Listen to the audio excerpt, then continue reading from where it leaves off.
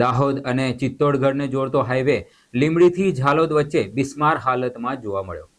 દાહોદ અને ચિત્તોડગઢને જોડતો હાઈવે લીંબડીથી ઝાલોદ વચ્ચે બિસ્માર હાલતમાં જોવાયો છે. દાહોદ જિલ્લો સરહદી જિલ્લો છે. દાહોદ જિલ્લો મધ્યપ્રદેશ અને રાજસ્થાનને જોડતો મધ્ય જિલ્લો પણ કહેવાય છે, પરંતુ ક્યાંક ને ક્યાંક રાજસ્થાન વચ્ચે જોડતો દાહોદ ચિત્તોડગઢ હાઈવે તે બિસ્માર હાલતમાં જોવા મળી રહ્યો છે. દાહોદ અને ચિત્તોડગઢ રાજસ્થાનને જોડતો હાઈવે હોવાથી ત્યાં વારંવાર આ રસ્તો તૂટી જતા હાઈવેના તથા વહીવટીતંત્રના અધિકારીઓ દ્વારા નિરીક્ષણ પણ કરવામાં આવતું નથી, પરંતુ તંત્ર દ્વારા અને હાઈવે ઓથોરિટી દ્વારા રસ્તો છેલ્લા 6 મહિના ઉપરાંતથી રસ્તાનું સમારકામ માત્ર અડધું જ કરવામાં આવ્યું છે.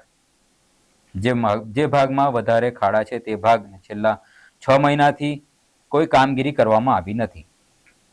અત્રે ઉલ્લેખનીય છે કે આજ હાઈવેની પાસે લીંબડી ગામના મંદિરો આવેલા છે, જેથી લીંબડી ગ્રામજનો પણ મંદિરે જવા માટે આ જ રસ્તાનો ઉપયોગ કરે છે. હાઈવે ઓથોરિટીને અનેક વખત રજૂઆતો કરવા છતાં પણ રસ્તાનું કામ પૂર્ણ કરવામાં આવ્યું નથી. ગ્રામજનો તથા વાહન ચાલકોને ભારે હાલાકી ભોગવવાનો વારો આવ્યો છે.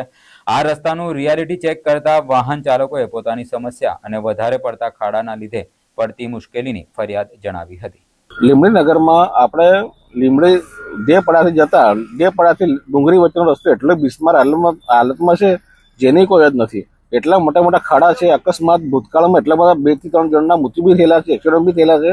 તો મારે એટલું કહેવું છે કે આ જે ખાડા છે આ એનું નિરાકરણ થાય અને એ રીતનું આપણું આયોજન થાય, એના માટે અમારી રજૂઆત છે.